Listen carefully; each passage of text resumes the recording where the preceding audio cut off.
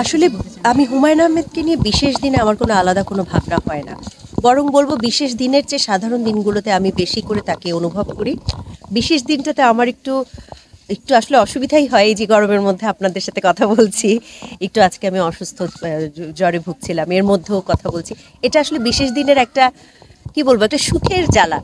কিন্তু আমি পরিবারের একজন হিসেবে বা ওনার সঙ্গিনী, কর্মসঙ্গিনী, পারিবারিক সঙ্গিনী হিসেবে আমি ওনাকে প্রতিদিন একইভাবে অনুভব করি।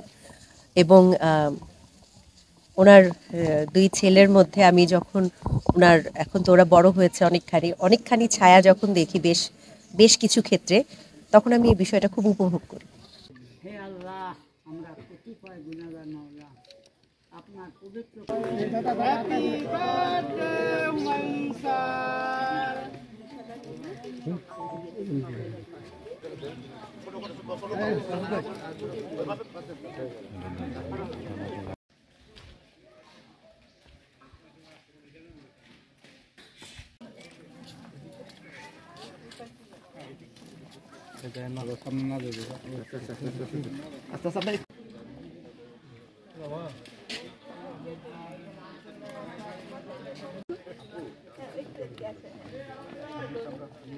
আমি একটু সেলফি নিয়ে নিই।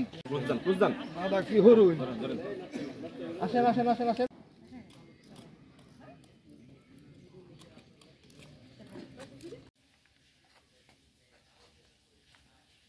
লেবুর সুঘ্রাণ আরো বেশি, ত্বকের যত্ন আরো বেশি, চলে আরো বেশি। আপনার পকেটে কি বিদেশি না বাংলাদেশি?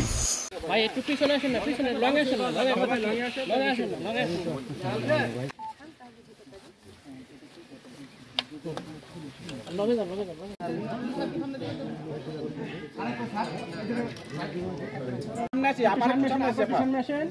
ওকে